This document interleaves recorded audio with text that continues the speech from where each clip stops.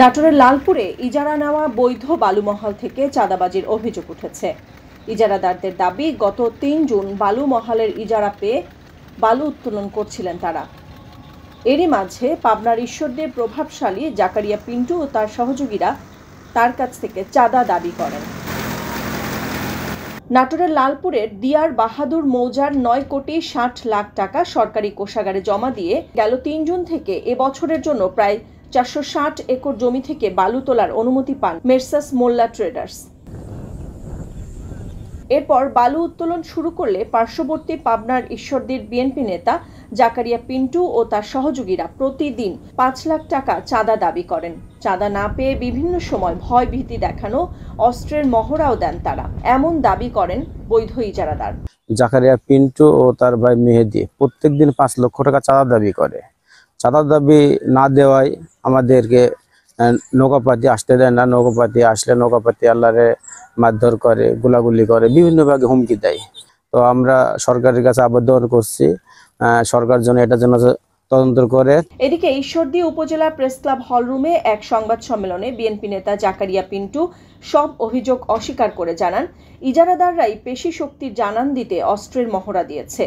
সেই সাথে চাঁদা দাবির অভিযোগ আনা সহ তার ভাবমূর্তি ক্ষুণ্ণ করতে নানা অপতৎপরতা চালাচ্ছে। আগামী মনোনয়নপত্রের জন্য আমি এটার একটা ব্যাড ইফেক্ট আমার পরে সেই জন্য পরিকল্পিত করা হয়েছে। কিন্তু আমার এখানে কথা আপনারা অনুসন্ধান করে দেখেন।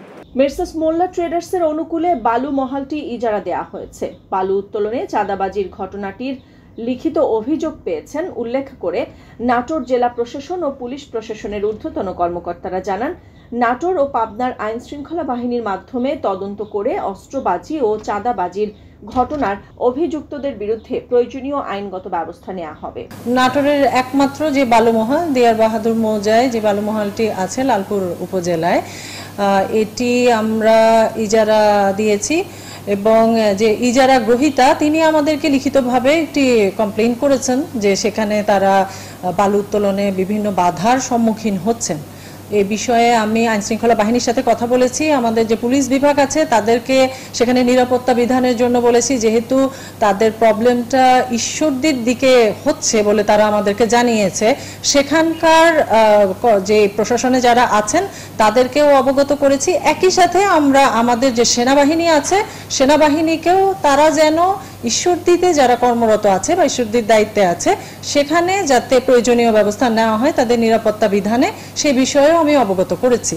এছাড়া আমি আমাদের মান্নাপুর বিভাগীয় কমিশনার স্যারকেও বিষয়টি জানিয়েছি যাতে তাদের বালু উত্তোলনে কোনো সমস্যা ভবিষ্যতে তৈরি না হয় এবং তাদের পর্যাপ্ত নিরাপত্তা বজায় থাকে। লালপুরের বালুমহল নিয়ে উদ্বেগের বিষয়টা আমাদের জেলা পুলিশের নজরে এসেছে। আমরা ইতিমধ্যে আমাদের এডিশনাল এসপি বড়াইগ্রাম সার্কেল সহ সংশ্লিষ্ট কর্মকর্তারা এই বিষয়ে গোয়েন্দা তৎপরতা সহ অন্যান্য বিষয়ে কাজ করছে।